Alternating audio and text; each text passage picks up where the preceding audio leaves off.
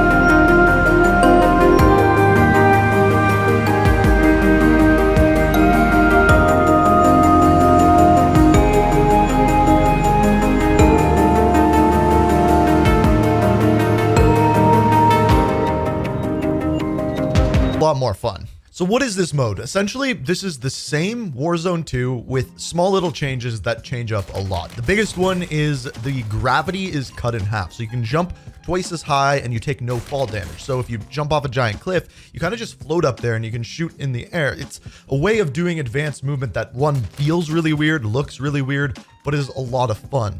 We're going to talk more about that one in a minute. But on top of this, there are some other changes as well. The next cool thing is there is unlimited gulag. So as long as you don't die in the gulag, you can keep respawning until the resurgence is over, if you want to call it that. This adds another amount of replayability and makes the game faster, more players playing in it. So not only can you move a little bit better, on top of that, you can also spawn back in more and kill more people. Your weapons in the gulag are the crossbow and akimbo swords, which are a lot of fun as well, which means if you win in the gulag, you come back with those. Also, the double gravity in the gulag, I think plays really, really good. I think it's a lot of fun. There is no friendly damage from explosives. Instead, the explosives launch you up into the air really high. So essentially there are rocket jumps, as you could see in the early gameplay on, and I should have it edited in here as well. And then finally, the last thing, which is, I guess, the April Fool's joke, is they make it look like you can buy a nuke at a buy station. However, it seemed as though every single time I went there, when I went to go buy the nuke, it was exactly $100 more than I had. So you can't actually buy it. I don't know if there's a way to bug it out and make it actually work, but as of right now, that appears to be the actual April Fool's joke. Here's the thing. I have a feeling that this mode is actually potentially going to come back and bite them in the butt, because after playing this, I played solo in solo quads. I had more fun playing this than I did any other mode, even Resurgence, which is crazy because I actually do really enjoy Ashika Island.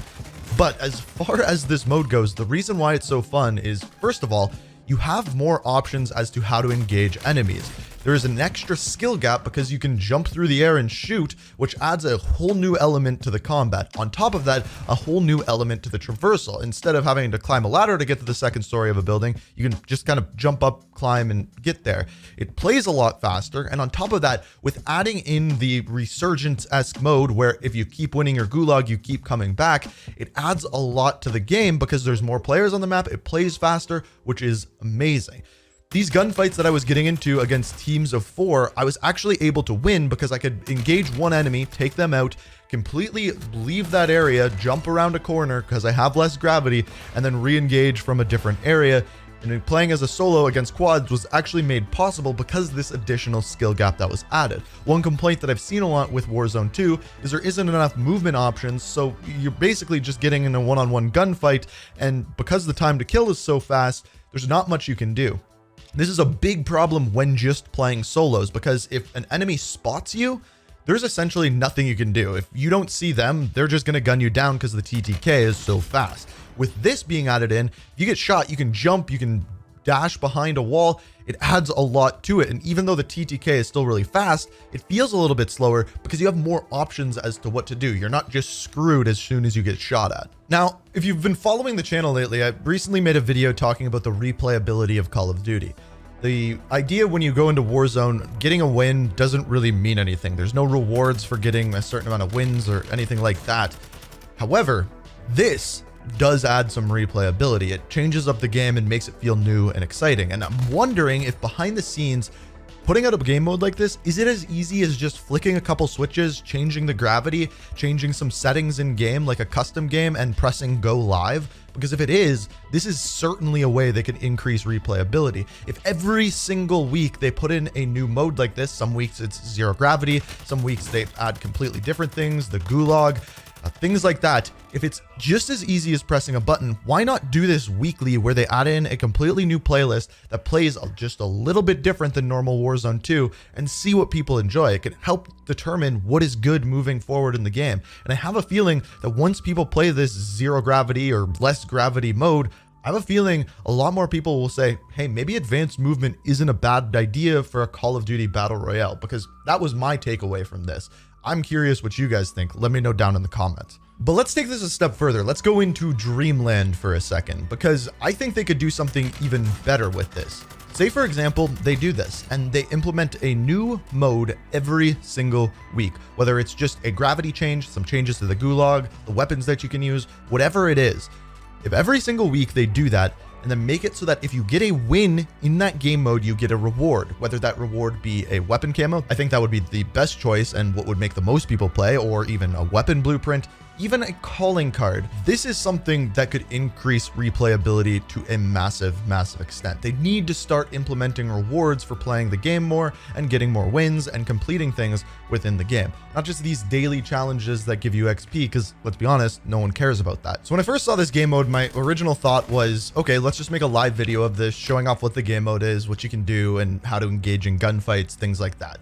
But once I played it, I actually wanted to make this video discussing what this actually means for Warzone moving forward.